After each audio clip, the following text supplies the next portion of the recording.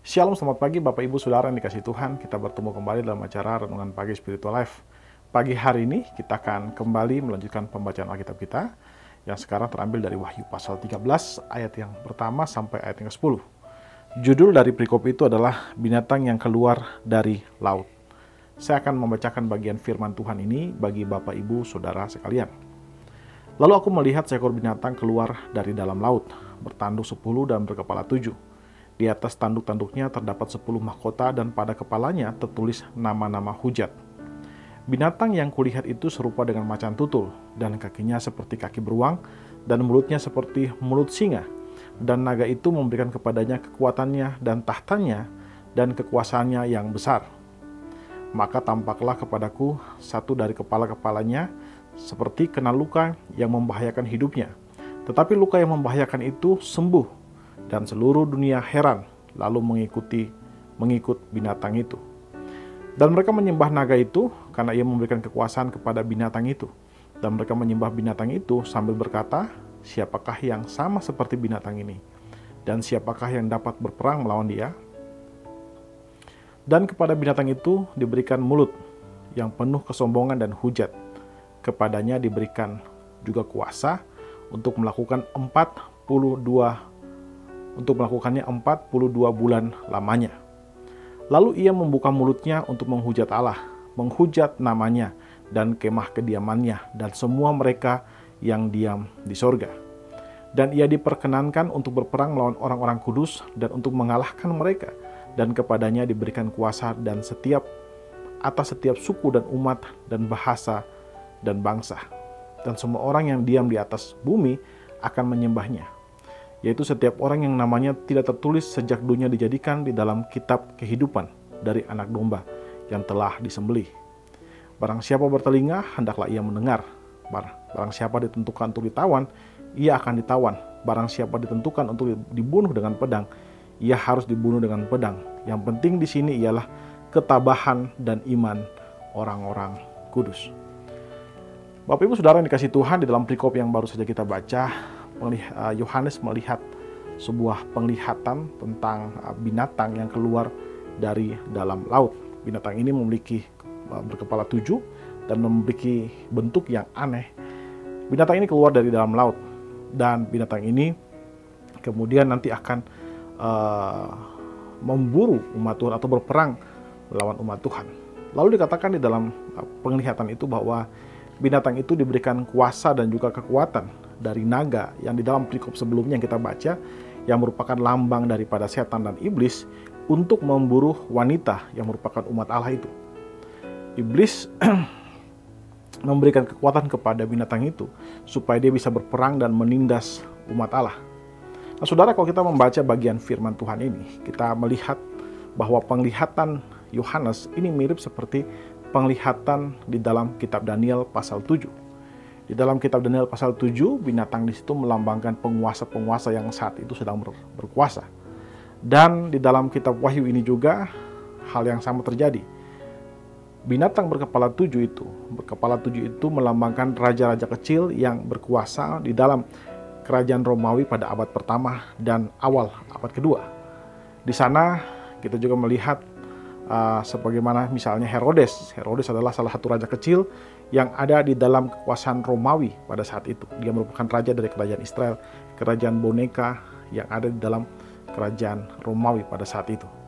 Nah, saudara yang dikasihi Tuhan, dari bagian firman Tuhan ini, ada dua hal yang bisa kita pelajari tentang perikop ini. Yang pertama, kita menyadari adanya tantangan yang begitu hebat dari kuasa kegelapan kepada umat Tuhan. Perikop ini mengajarkan kita untuk menyadari adanya tantangan, bahwa tantangan ini bukan hanya berasal dari orang per orang, bahkan dikatakan di situ mereka berasal dari penguasa-penguasa yang saat itu berkuasa. Penglihatan ini seharusnya tidak membuat kita menjadi takut, tapi justru merupakan antisipasi kepada kita bahwa apa yang akan kita alami itu sudah diberitahukan kepada kita, sehingga ketika umat Allah mengalami penganiayaan dan penderitaan, mereka tidak menjadi syak dan kemudian mundur dari Tuhan. Semua ini diberitahukan kepada kita supaya kita mempersiapkan diri kita untuk menghadapi penolakan-penolakan dan penganiayaan daripada dunia kepada kita. kasih karunia Allah itu akan memampukan kita untuk bisa melewati semuanya itu. Nah saudara, apa yang dilihat oleh Rasul Yohanes hari-hari ini telah banyak menjadi kenyataan. Hari ini banyak orang Kristen di berbagai negara, mereka mengalami penganiayaan. Ada orang-orang Kristen yang dilarang beribadah. Beberapa gereja ditutup, bahkan dibakar. Bahkan ada orang-orang Kristen yang harus terusir dari kampung halamannya. Saudara, sebagai orang Kristen, kita harus siap menghadapi tantangan. Ingat bahwa kita bukan berasal daripada dunia ini. Dunia adalah tempat mampir kita sementara. Kita berasal dari Tuhan, dari sorga, dan kesanalah kita akan pergi. Karena itu saudara, kita harus mempersiapkan hati kita untuk menghadapi penderitaan, menghadapi kesulitan dengan anugerah daripada Tuhan. Hal kedua yang bisa kita pelajari adalah menyadari kuasa di balik penganiayaan itu. Saudara, di dalam ayat 4 dikatakan bahwa binatang itu mendapatkan kuasa dari iblis atau setan, atau digambarkan di sini dengan naga. Ini berarti bahwa setan adalah dalang di balik semua penganiayaan dan kesulitan yang dialami oleh umat Tuhan. Ia menggunakan apa saja untuk menghancurkan umat Tuhan. Ini juga berarti bahwa kita harus berdoa untuk orang-orang yang membenci kita. Kita harus berdoa supaya Tuhan menjamah mereka. Karena bukan mereka yang menganiaya kita, tetapi iblislah yang bekerja di balik mereka. Kita tetap harus mengasihi mereka, sama seperti yang Tuhan Yesus ajarkan kepada kita untuk mengasihi orang yang membenci kita dan berdoa bagi mereka.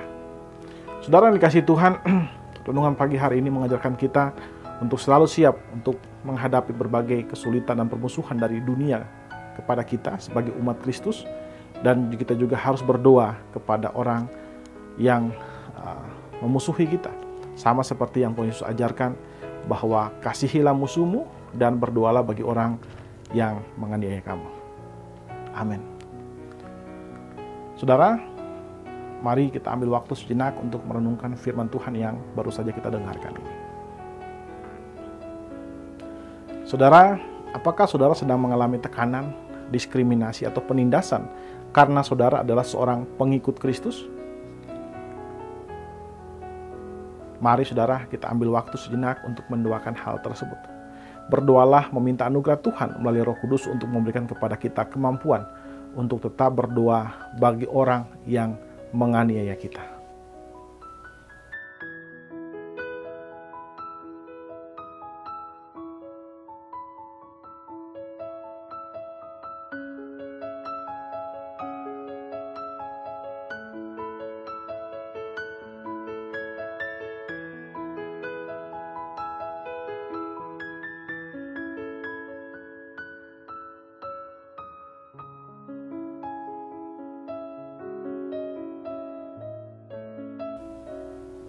Saudara, mari kita selalu setia untuk mengikut Tuhan.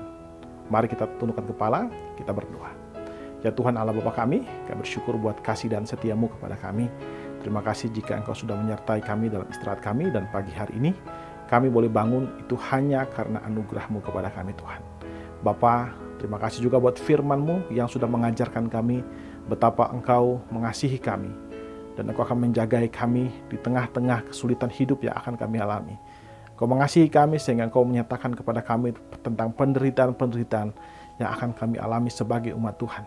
Ajar kami dengan kuasa daripada Engkau, supaya kami boleh bertahan untuk terus menghadapi segala sesuatu berdasarkan anugerah daripada Engkau Tuhan, dan juga tetap setia kepada Engkau Bapa. Terima kasih Bapa, kami menyerahkan kehidupan kami ke dalam tangan-Mu Tuhan, biar Engkau memberkati kami. Engkau memberikan kepada kami anugerah-Mu Tuhan dalam pekerjaan kami, dalam apapun akan kami kerjakan hari ini. Biar semuanya kami kerjakan hanya untuk kemuliaan nama-Mu saja. Di dalam nama Tuhan Yesus kami berdoa dan mengucap syukur. Haleluya.